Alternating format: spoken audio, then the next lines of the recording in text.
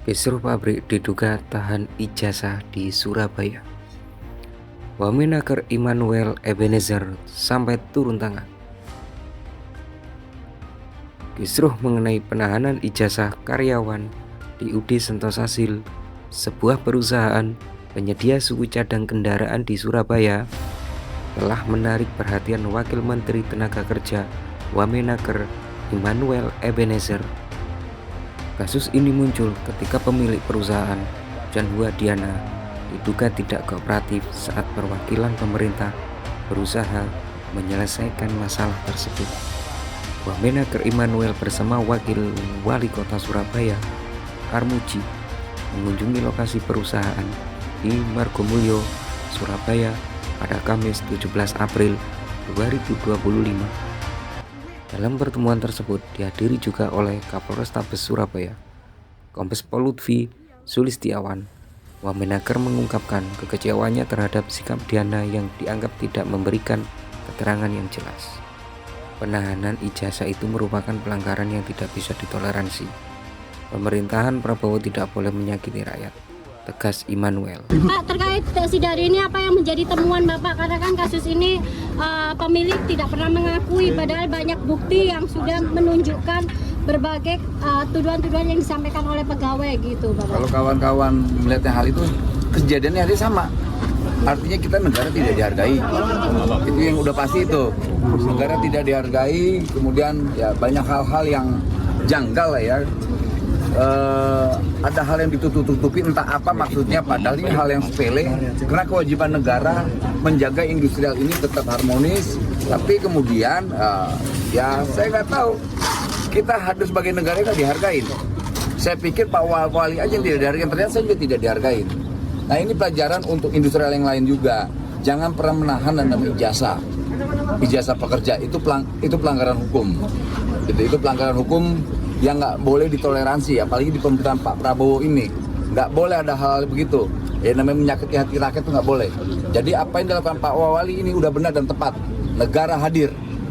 Bapak, negara hadir itu seperti apa secara detail artinya? Pertama, Ini kan ada mempertahankan laporan regulasi. Dengan kehadiran negara adalah mempertahankan regulasi yang ada. Kayak di Jawa Timur ada Perda. Artinya ini harus ditindak atau bagaimana? Harus ditindak loh, harus ditindak, nggak bisa enggak, harus ditindak. Ada desakan untuk kepolisian juga, Pak. Hukumannya adalah gini, tindakannya biarkan aparat penegak hukum kita yang melakukan tindakan hukum. Biar nanti misalnya kayak Pak Wali kan ada beberapa kawan-kawan tuh ada 31 ijazah 30 Pak. Iya, sementara yang dikuasakan ke kami 14 orang. Masa hukumnya ini ada 14 orang. Artinya mau 1 atau 2 atau 3 atau 4 perusahaan tidak punya hak untuk menahan ijazah. Apalagi di Jawa Timur ini udah ada perda. Artinya sanksinya bisa sampai penutupan usaha atau bagaimana Pak ini? Kami belum sampai ke sana. Nanti kita akan kaji soal itu. Tapi yang jelas hal-hal yang terkait hak buruh terkait ijazahnya itu nggak boleh. Undang-undang apa itu Pak?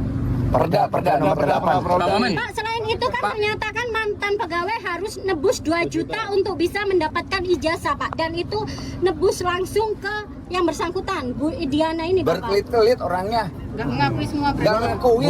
Bulat. Jadi saling tektok. Kita tanya Bu Veronica kenal nggak? Udah resign. Nggak taunya ternyata kita temuin ada di samping lagi kerja. Dia bilang itu cuma main doang loh. Ini kantor, ini tempat bekerja, ini gudang, bukan tempat bermain. Jadi banyak hal-hal yang janggal lah. Jadi banyak yang aneh. Jadi nanti kita serahkan aja soal tindakan hukumnya ke aparat penegak hukum ya. Ini juga tidak dapat fasilitas. Pak, desakan kepada pihak kepolisi Pak agar ini benar-benar diungkap gitu secara Kami tidak detail mungkin Pak. melakukan desakan, tapi yakin sekali bahwa kepolisian tahu apa yang sudah dilakukan. Baik Pak Wamen kan datang dari Jakarta Pak. Gimana jalannya apa? Banyak lah, saling menutupi satu sama lain. Upah di bawah juga, upah itu di bawah. Upah di bawah. Upah lembur juga tidak dibayar. Banyak hal yang, aduh. Pak Wamen terkait tentang pemotongan melarang untuk Sholat Jumat. Sholat Jumat dibatasi 20 menit. Pembayaran juga di bawah UMK, terus sampai ada karyawan yang tidak digaji sama sekali, itu gimana Pak mungkin Pak? Itu yang paling tepat.